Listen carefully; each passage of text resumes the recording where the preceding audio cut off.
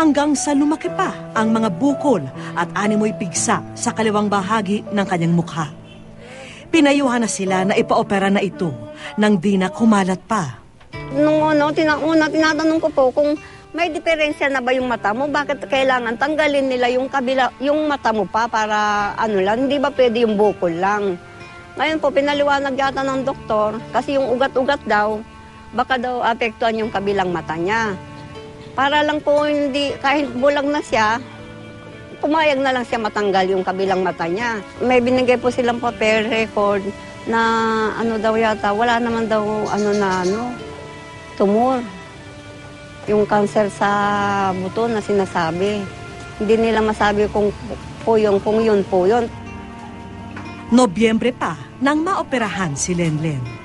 Dahil tila paralisado na ang kalahating mukha, hirap siyang kumain at bumagsak na ang kanyang pangangatawan.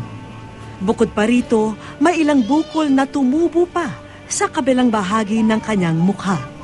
Madalas din daw sumasakit ang kanyang ulo. Dinala namin siya sa ospital dito sa Maynila. Dumudugo ito, madalas.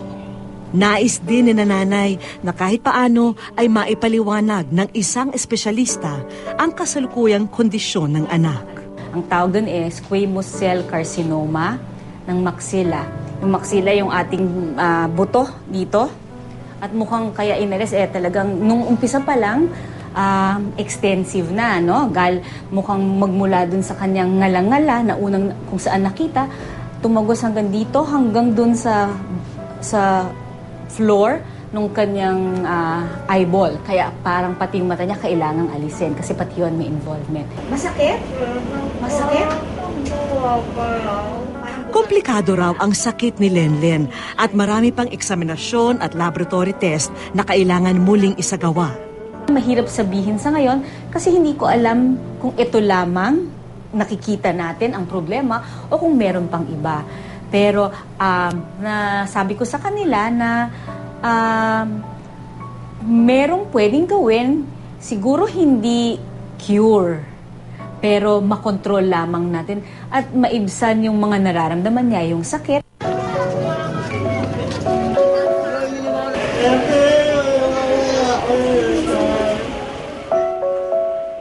Habang dumaraan ang mga araw, isa ang malinaw sa pamilya ni Lenlen.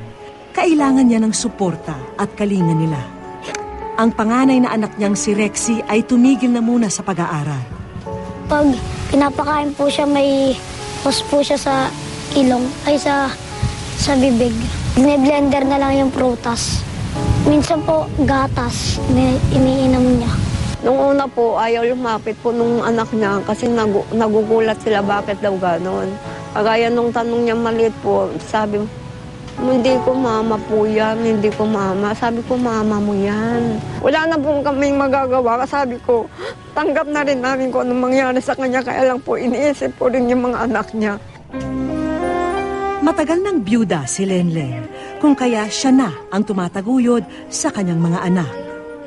Bilang ina na nasadlak pa sa pagsubok na ito, lalo siyang napapag-isip sa haharaping kinabukasan ng kanyang mga anak.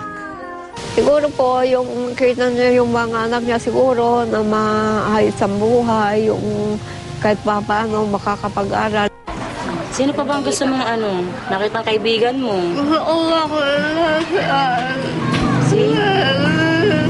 Si Lenny? Sino?